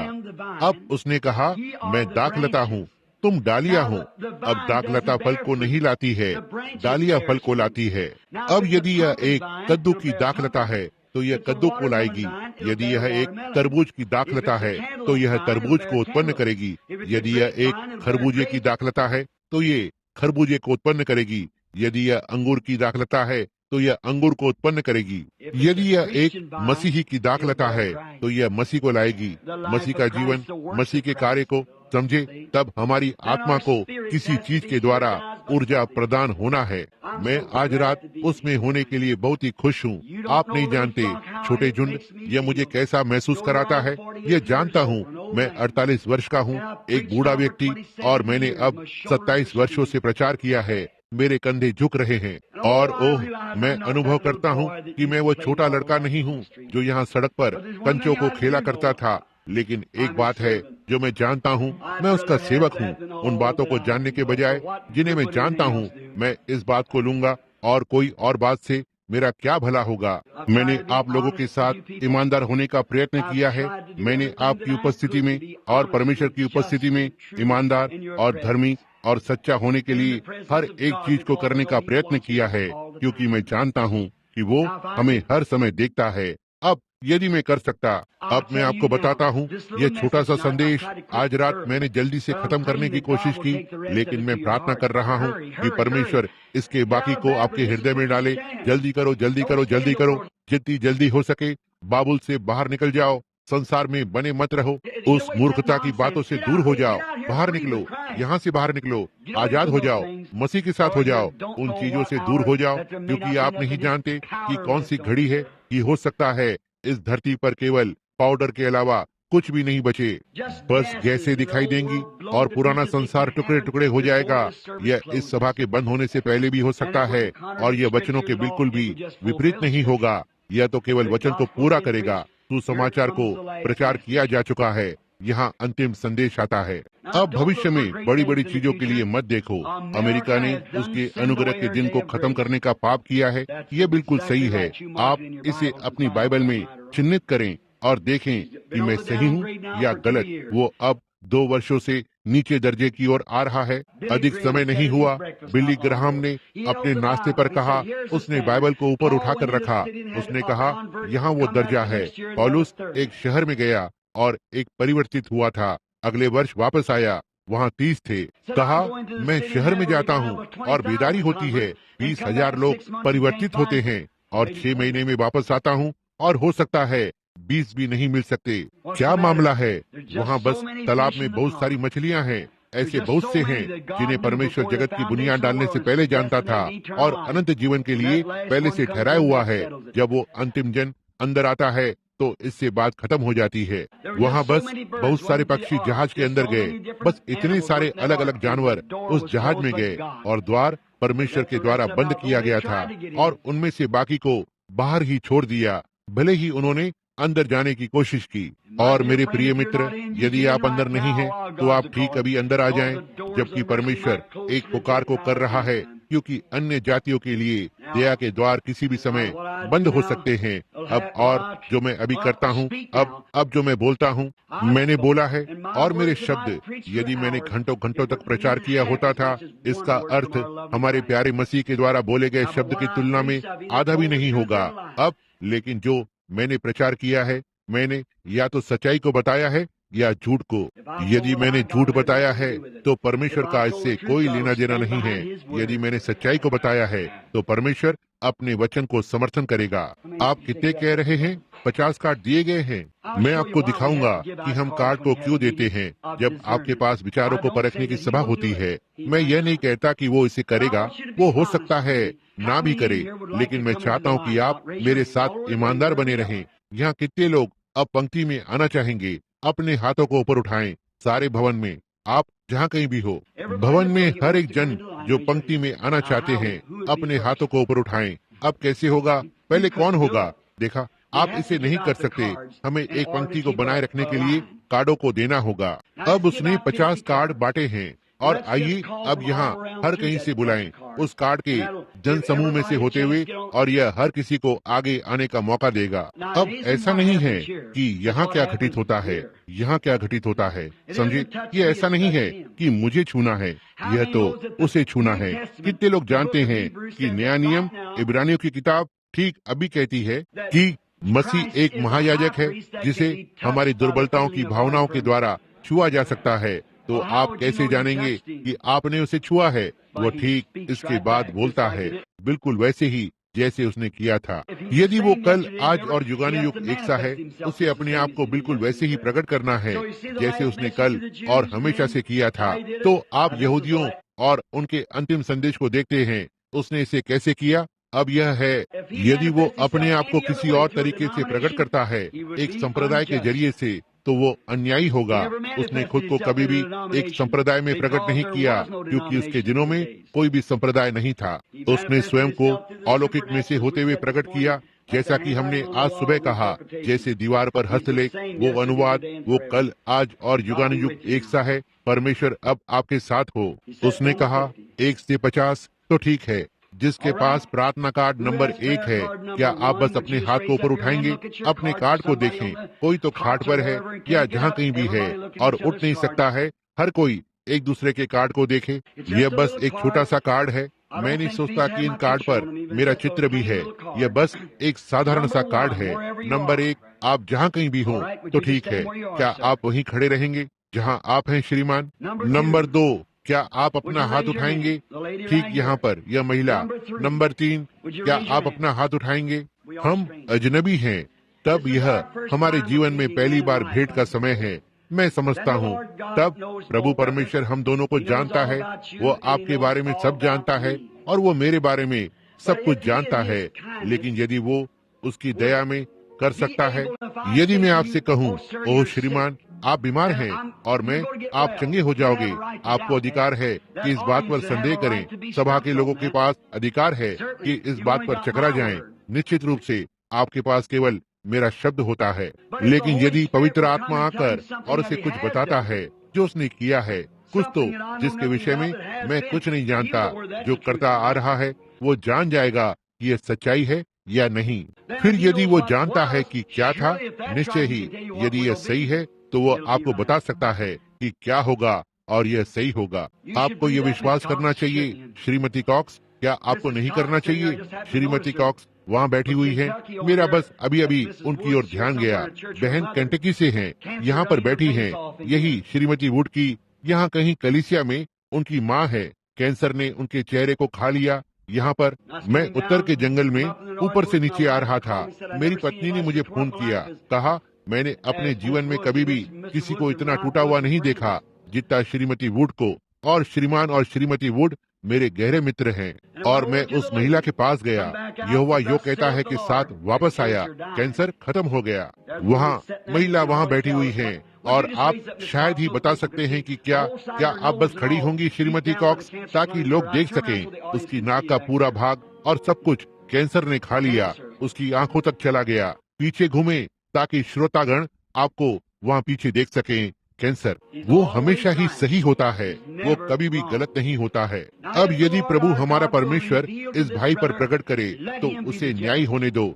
यदि प्रभु हमारा परमेश्वर उस पर प्रकट करे कि वो यहाँ किस लिए है, या कुछ ऐसा बताए जो उसने उस स्त्री के साथ किया, या जैसे वो कहेगा जैसे उसने फिलिपुस से किया जब नतनिएल ने उसे पाया, या नतनिएल फिलिपुस ने नतनिएल को पाया, और इसे प्रकट करेगा। क्या आप सारे विश्वास करेंगे? आप सब लोग विश्वास करेंगे? यदि यह मनुष्य जानता है कि मैं उसके बारे में कुछ नहीं जानता और मैंने अपने हाथ ऊपर कर लिए हैं, मैं उसके विषय में कुछ भी नहीं जानता, उसने अपने हाथों को ऊपर किया है कि मैं उसे नहीं जानता या वो मुझे नहीं जानता, तब यदि प्रभु उसे प्रकट करेगा तो आप सब इसे स्वीकार करेंगे?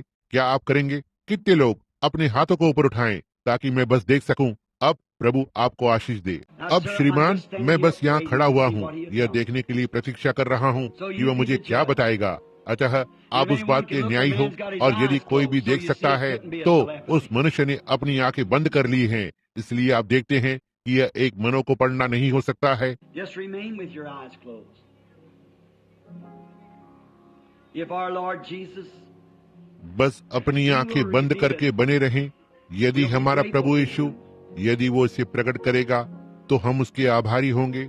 लेकिन वो मनुष्य जो मेरे सामने खड़ा है, वो यहाँ किस लिए है?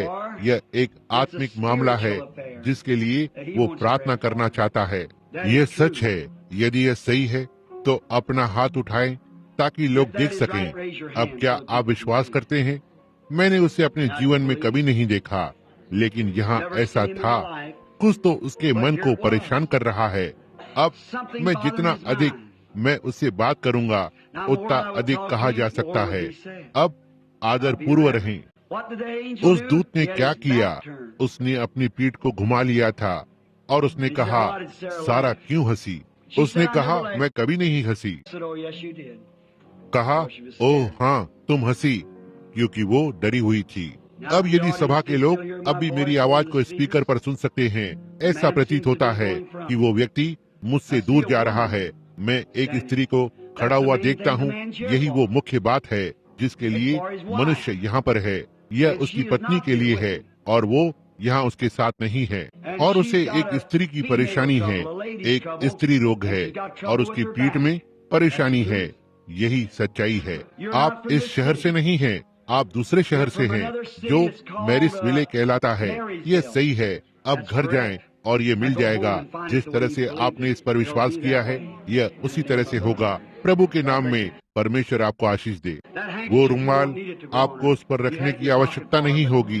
वो रुमाल आपके पास आपकी जेब में था, लेकिन आपको इसकी आवश्यकता नहीं पड़ेगी।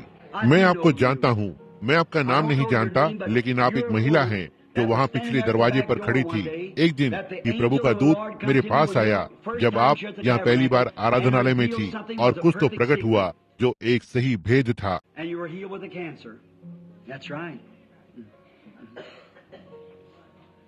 और आप एक कैंसर से चंगी हुई थी। यह सही है, लेकिन मेरे पास कोई जानकारी नहीं है कि अब आपके साथ क्या मामला है। मैं नहीं जानता। आप ये जानते हैं। मेरे पास कोई जानकारी नहीं है कि आपके साथ क्या गलत है, लेकिन यदि प्रभु इसे प्रकट करेगा तो क्या आप इसे स्वीकार करेंगी?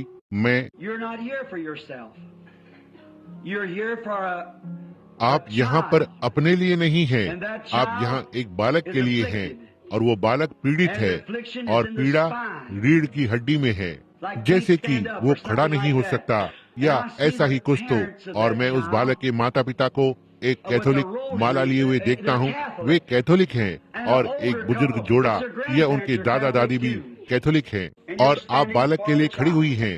अपने रुमाल को लेकर और उस पर रख दो। संदेह न करें। आप जो मांगते हैं वो आपके पास हो सकता है। अब अपने पूरे हृदय से विश्वास करें। You believing? आप विश्वास कर रही हैं? मैं समझता हूँ कि यह महिला मेरे लिए अपरिचित है। हम एक दूसरे के लिए अपरिचित हैं, लेकिन प्रभु यीशु हम दोनों को जानता है। अब यहाँ पर एक सिद्ध तस्वीर है। यहाँ संत यूहन्ना 4 की एक तस्वीर है। एक अश्वेत स्त्री, एक श्वेत पुरुष। उस दिन में यह एक सामरी स्त्री थी और एक यहूदी, दो जाति के लोग थे। यीशु ने उसे तुरंत ही बता दिया कि इनमें कोई अंतर नहीं था। हम सब परमेश्वर की सृष्टि हैं। जिस देश में हम रहते हैं, हमारा रंग बदलता है, इससे कोई लेना देना नहीं है। परमेश्वर अपने लोगों को इसी तरह से चाहता था। उसने मनुष्य को सफेद, काला, भूरा, पीला, लाल बनाया। उसने उन्हें इसी तरह से बनाया। यह उसका काम है और वो हम सबसे प्रेम करता है। लेकिन यहाँ पर एक सिद्ध तस्वीर है। दो लोग जो पहले कभी नहीं मिले और हमारा पहली बार मिलना है। दो भिन्न जातियाँ। अब मैं समझता हूँ कि आप एक विश्वासी हैं, आप एक मसीही हैं, क्योंकि आपकी आत्मा का अभिनंदन है और परमेश्वर का वो महान दूत किसी भी गलत बात का अभिनंदन नहीं करेगा, निश्चय ही नहीं। आप वहाँ उस तस्वीर को देखते हैं, वो दूत वहाँ उस तस्वीर पर, वो प्रकाश ऊपर जहाँ मैं खड़ा हूँ, यही है जो आपको ऐसा महसूस करवा रहा है जिस तरह से आप अभी महसूस कर रही हैं। यह बस आपके ऊपर आ रहा है। बस एक क्षण बहन गर्टी। यह कुछ तो ऐसा प्रतीत होता है, मैं उस महिला को ठीक से नहीं पकड़ सकता। जी हाँ, महिला घबराहट की स्थिति से पीड़ित है। वो घबरा जाती है, वो चीजों को गिरा देती है। ये सही है। और फिर आपके पास एक आत्मिक समस्या है जिसे आप हल करने की कोशिश कर रही हैं, क्योंकि आप कुछ समय से प्रार्थना करती आ रही हैं। ये सच है। और आपको गठिया रोग हुआ है। मैं देख रहा हूँ कि आप अपने बिस्तर से धीरे धीरे उठने की कोशिश कर रही हैं, विशेष रूप से सुबह के समय। आपकी रीढ़ की हड्डी में भी कुछ तो गलत है। रीढ़ की हड्डी में परेशानी है। यह यहोवा योग कहता है। आप मुझे परमेश्वर का भविष्यवक्ता होने का विश्वास करती हैं। आप उसी परमेश्वर पर विश्वास करती हैं जो शमून को जानता था, वो आपको जानेगा। यदि परमेश्वर इसे प्रकट कर दे तो क्या यह आपको एक मजबूत विश्वासी बना देगा कि आप वही प्राप्त करेंगी जो आपको प्राप्त करना चाहिए। वे आपको नैनी कहकर बुलाते हैं और आपका अंतिम नाम जॉनसन है और आप न्यू एल्बनी में रहती हैं। घर वापस जाएं और प्रभु यीशु के नाम में चंगी हो जाएं। आमीन। केवल विश्वास करें। क्या हम एक दूसरे के लिए अपरिचित हैं महिला? हम हैं। बस जिससे कि लोग देख सकें। क्या आप केवल अपने हाथ को उठाकर कहेंगी हम अजनबी हैं? बस। Now the Lord God knows us both. And if He will grant this request, अब प्रभु परमेश्वर हम दोनों को जानता है और यदि वो इस विनती को स्वीकार करता है तो आप इसके लिए आनंदित होंगी। now some of you अब begin to आप में believe. से कुछ लोग विश्वास करने लगे हैं। Now they keep being a white man appear before this woman here. अब वहाँ एक श्वेत पुरुष सामने आता रहता है, यहाँ इस महिला के सामने। This man sitting right there. यह वो मनुष्य नहीं है जो ठीक वहाँ बैठा हुआ है आपके You got- pass. that's all right. Just कोई stay बात where नहीं, आप जहाँ हैं वहीं खड़े रहें। you're at. You got kidney trouble. आपको गुर्दे की समस्या है, आपको पीठ की समस्या है और आपको पेट की समस्या है। ये सही बात है।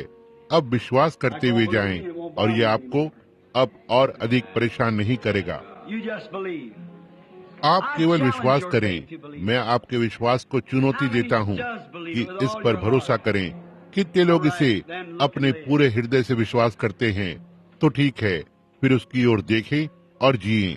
यदि प्रभु हमारा परमेश्वर इस स्त्री पर प्रकट करेगा जो मेरे लिए पूरी तरह से अपरिचित है और हमारे हाथ ऊपर करते हैं कि हम पहले कभी नहीं मिले जानते हुए, और यदि प्रभु हमारा परमेश्वर इस स्त्री पर प्रकट करेगा और उसी काम को करेगा जो उसने किया था, जैसे वो स्त्री सामरी स्त्री के लिए किया, तब क्या आप अपने पूरे हृदय से विश्वास करेंगे? यह हमेशा के लिए खत्म हो जाएगा जो आपके साथ है। देखो, मेरी एक सभा होने वाली है। मुझे कल जाना होगा और मुझे वर्जीनिया में जाना है और एक महान सभा होने जा रही है। मैं यहाँ खड़े होकर बहुत कमजोर नहीं होना चाहता। All right. I shall take time, just a moment with the woman. तो ठीक है, मैं समय को लूंगा, बस कुछ क्षण उस महिला के साथ, और आप विश्वास करें, Ever who the woman is, कोई भी स्त्री जो भी है, उसके पीछे एक भयानक दिखने वाला अंधकार है। ओह, यह दुख की बात है। आपको अभी अभी कुछ परेशानी हुई है। आपने एक बालक को खो दिया, एक बच्ची को। यह सही है। और दूसरी बात, आप स्त्री रोग से परेशान हैं, एक स्त्री रोग और एक कीट की समस्या से। और आपके पास भी किसी प्रकार की चीज है जो आपके साथ घटित होती है, जैसे कि बेहोश हो जाना। ओह मिर्गी, यह सही है। आप भी इस नगर से नहीं हैं। आपने यहाँ पहुँचने के लिए नदी को पार करके आई हैं। आप लुइसविले से हैं। आप एक नंबर पर रहती हैं जिसे 1754 वेस्ट ओक स्ट्रीट कहा जाता है। आपका नाम मार्गरेट क्वीन है। तो ठीक है, प्रभु परमेश्वर आकाश और धरती का सृष्टिकर्ता इस स्त्री को वो दे जो उसकी इच्छा है, क्योंकि मैं इस शत्रु से कहता हूँ कि उसे छोड़ दे, यीशु के नाम में, आमीन। परमेश्वर आपको आशीष दे महिला। अब और संदेह न करें, जाओ और अब जो आपने मांगा है उसे ग्रहण करो। you believe with all your heart? आप अपने पूरे हृदय से विश्वास करते हैं। आप कैसे हैं श्रीमान? यह हमारी पहली बार भेंट है, मैं समझता हूँ। क्या आप विश्वास करते हैं कि प्रभु हमारा परमेश्वर यहाँ दिखाने के लिए है और आपको उन चीजों को देने के लिए है जो आप चाहते हैं? मैं आपके साहस की सराहना करता हूँ। और आप यहाँ एक उचित चीज के लिए हैं। आप शराब पीने और धूम्रपान से छुटकारा पाना चाहते हैं। तो ठीक है, ये चीजें अब आप में से निकल गई हैं। जाएं और परमेश्वर की शांति आपके साथ हो, और अपने आप को विश्वास दिलाएं, परमेश्वर आपके साथ हो। If thou canst believe, all things यदि are तू विश्वास कर सकता है तो सारी बातें संभव है। आप उस पीठ की समस्या से छुटकारा पाना चाहते हैं, वहाँ नीचे जाएं, उसको स्तुति देते हुए, और आप इससे छुटकारा पा लेंगे। बस जाएं, इसे विश्वास करते हुए अपने पूरे हृदय से। If thou canst यदि तू विश्वास कर सकता है, बाइबल ने कहा, आदर पूर्व रहें, विश्वास करें कि परमेश्वर जो कर रहा है वो सत्य है। मैं आपको जानता हूँ। मैं अब आपके लिए प्रार्थना करने जा रहा हूँ। मैं आपकी परेशानी को जानता हूँ। प्रभु परमेश्वर इस महिला पर दया करें और इस विनती को स्वीकार करें, क्योंकि मैं इसे यीशु के नाम में मांगता हूँ, आमीन। मुझे याद नहीं है, क्या आपका नाम बेकर है? ये ठीक बात है, मुझे अब याद आया। परमेश्वर आपको आशीष दे। अब ठीक आगे बढ़ें और अपने पूरे हृदय से उस पर विश्वास करें। तो ठीक है, मैं आपको नहीं जानता महिला, हम अपरिचित हैं। ये सही बात है। आप अपना भोजन खाना चाहती हैं, उस पेट की परेशानी से छुटकारा पाना चाहती हैं। वो अल्सर जो आपको इस सारे समय में था, तब जाकर खाएं और यीशु मसीह आपको चंगा करता है। मैं आपको जानता हूँ और मैं जानता हूँ कि आपकी परेशानी क्या है। आप नहीं जानते, आप नहीं जानते कि मैं इसे जानता हूँ, लेकिन मैं इसे जानता हूँ, इसलिए कि आप यहाँ आराधनालय में आए हैं। मैं इसे नहीं कहूँगा, लेकिन गठिया का रोग आपको छोड़ देगा यदि आप बस इसका विश्वास करें। आप आगे बढ़ें। परमेश्वर आपको आशीष दे। let's say thanks be to आइए हम God. कहें, परमेश्वर का धन्यवाद हो। आप भी परेशानी में हैं, पेट की समस्या आपको परेशान कर रही है। आप विश्वास करती हैं कि प्रभु यीशु आपको चंगा करेगा, तब जाएं और परमेश्वर की शांति आप पर बनी हुई है। बस आप पर हाथ रखना चाहता हूँ और हमारे पूरे हृदय से विश्वास करें कि परमेश्वर इसे करेगा। मैं आपके लिए अपरिचित हूँ, मैं समझता हूँ महिला। क्या आप मुझे जानती हैं? आप यहाँ कलीसिया में आई हैं, आप आती हैं, मैंने आपको कभी नहीं देखा। निश्चय ही बहुत से लोग यहाँ पर आते हैं। तो ठीक है, आप विश्वास करती हुई जाएं और वो स्त्री रोग आपको छोड़ देगा, वो स्त्री रोग जो आपको था। क्या आप विश्वास करती हैं? तो ठीक है, तब जाएं और परमेश्वर आपके साथ होगा और आपकी सहायता करेगा, मुझे पक्का है। क्या आप विश्वास करते हैं श्रीमान? आप विश्वास करते हैं कि प्रभु उस उकड़न को आपसे दूर कर देगा और आपको चंगा कर देगा? उस गठिया रोग को सीधे वहाँ से होते हुए वापस जाएं, उसका धन्यवाद करते हुए और इसके लिए उसकी स्तुति करते हुए, तब आप चंगे हो जाएंगे। आपको घबराहट संबंधी परेशानी की समस्या है, क्या आपको नहीं है महिला? यह एक मानसिक घबराहट है। आप वास्तव में कमजोर हो जाती हैं। आप जादू टोने से पीड़ित हैं, विशेषकर दोपहर बाद ऐसा होता है। यहाँ तक कि शैतान ने भी आपको बताया है कि आप अपने दिमाग को खोने जा रही हैं। यह सही बात है, लेकिन यह झूठ है। आप चंगी होने जा रही हैं। यह कुछ नहीं, केवल जीवन का समय है जिसमें आप आ रही हैं। यह रजो निवृत्ति है। हर महिला को इस चीज पर आना होता है, लेकिन आप अब ठीक होने जा रही हैं। क्या आप मेरे शब्दों पर विश्वास करती हैं? तब जाकर परमेश्वर को धन्यवाद करें और गीत गाएं और आनंद मनाएं और स्वस्थ रहें। तो ठीक है महिला, मैं भी आपके लिए अपरिचित हूँ। मजेदार बात यह है, जब मैंने उससे ऐसा कहा, इसने आपको उसी समय छोड़ दिया, क्योंकि बिल्कुल ठीक यही आपकी परेशानी थी, घबराहट। अब आप अपने मार्ग पर जाएं और अपने पूरे हृदय से विश्वास करें और आप चंगी हो जाएंगी। आमीन। जाएं और अपने पूरे हृदय से विश्वास करें। मैं आपको जानता हूँ महिला, मैं आपके चेहरे को जानता हूँ, लेकिन मैं नहीं। आप विश्वास करती हैं कि परमेश्वर आपको चंगा करेगा। मैं जानता हूँ कि अब आप कौन हैं। आप एक महिला हैं जो यहाँ आराधनालय में आती हैं। आप विश्वास करती हैं कि परमेश्वर आपको चंगा करेगा। मुझे बस आपके लिए प्रार्थना करने दें। प्रभु परमेश्वर, आकाश और धरती के सृष्टिकर्ता, इस स्त्री को चंगा करें। मैं प्रार्थना करता हूँ यीशु के नाम में, आमीन। संदेह ना करें, मैं उस महिला का नाम नहीं सोच सकता, लेकिन मैं जानता हूँ कि वो कौन है। आप लोगों के विषय में क्या है जो यहाँ श्रोतागण में है? क्या आप विश्वास कर रहे हैं? अब बिल्कुल शांत बैठे रहें, बहुत ही आदर पूर्व रहें। यहाँ इस दिशा की ओर कोई तो है। मैं आपके विश्वास को चुनौती देता हूँ, यीशु मसीह के नाम में इसे विश्वास करें। एक अश्वेत महिला के हाथ ऊपर हैं वहाँ। क्या आप विश्वास करती हैं महिला? मैं परमेश्वर का सेवक हूँ। यदि परमेश्वर मुझ पर प्रकट करेगा कि आपकी क्या परेशानी है, तो क्या आप इसे स्वीकार करेंगी? आप अपने लिए और उस छोटी लड़की के लिए प्रार्थना करना चाहती हैं। आपकी आंखों के लिए वहाँ बैठी हुई है। ये सही है। अपने हाथ को बालक पर रखें और अपने पूरे हृदय से विश्वास करें। प्रभु परमेश्वर, मैं प्रार्थना करता हूँ कि वे इसे यीशु के नाम में ग्रहण करेंगे। आमीन। क्या आप विश्वास करती हैं? वहाँ प्रभु का दूत इस अश्वेत सिर वाले व्यक्ति के पास खड़ा है। मैं सोचता हूँ कि वो, हालांकि यहाँ कलीसिया में आता है, मुझे पक्का नहीं है। श्रीमान, यदि मैं आपको जानता हूँ तो मैं नहीं जानता कि आपके साथ क्या गलत है, जब तक कि परमेश्वर इसे प्रकट नहीं करता। लेकिन ये उसकी कुछ दया है जो यहाँ पर खड़ी है, और आपके पैर में एक अल्सर है, बाएं पैर में। ये सही है, आपके विश्वास ने किसी चीज को छुआ है। आपके बारे में क्या है इस भाग में? क्या आप विश्वास करते हैं? तब विश्वास रखें, संदेह न करें। यहाँ महिला यहाँ काली टोपी पहने बैठी हुई है, चश्मा पहने हुई है। आपके पास प्रार्थना कार्ड है महिला? ठीक वहाँ उस छोटे लड़के के पीछे, इस पंक्ति के अंत में। आपके पास प्रार्थना कार्ड है? आपके पास प्रार्थना कार्ड नहीं है। क्या आप मुझ पर परमेश्वर का भविष्यवक्ता होने का विश्वास करती हैं? यदि परमेश्वर मुझ पर प्रकट करेगा कि आपकी परेशानी क्या है, तो क्या आप इसे तब स्वीकार करेंगी? आपको हृदय का रोग है। यह आपका पति आपके बगल में बैठा हुआ है और उसे ग्रंथि संबंधी रोग है। अब जाएं और विश्वास करें।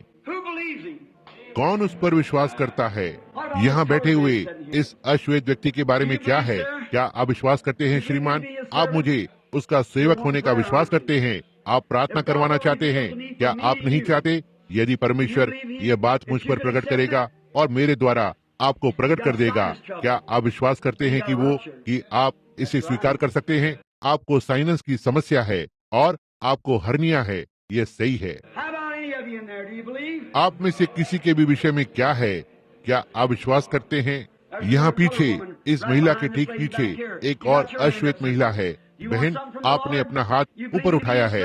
आप प्रभु से कुछ तो चाहती हैं। आप मुझे उसका सेवक होने का विश्वास करती हैं? यह एक आवाज की समस्या है जिससे आप पीड़ित हैं। यह सही है। आप विश्वास करती हैं कि उसने आपको चंगा किया है? ठीक वहाँ आपसे उस ओर, उस तरफ देख रहे हैं। आपसे ठीक वहाँ पर पंक्ति के अंत में लगभग 1, 2, 3, 4, 5 लोग वहाँ पीछे। आपको थायराइड की समस्या है। आप विश्वास करते हैं कि परमेश्वर आपको चंगा करेगा? ठीक यहाँ पीछे के विषय में क्या है? वो व्यक्ति जो सीट के अंत में है, ठीक यहाँ पीछे इस कतार में है। आपको अल्सरित कोलाइटिस का रोग है। यह सही है श्रीमान। आप विश्वास करते हैं कि परमेश्वर आपको चंगा करता है? तब खड़े होकर और इसे प्रभु यीशु के नाम में स्वीकार करें। परमेश्वर आपको आशीष दे। मैंने आपको कभी नहीं देखा। आप मेरे लिए अजनबी हो, लेकिन परमेश्वर आपको जानता है। आप इसे विश्वास करते हैं? आप में से हर एक जन, क्या आप उसी परमेश्वर के दूत का विश्वास करते हैं जो अब्राहम के पास आया दया में, जो सारा के विचारों के भेदों को जानता था?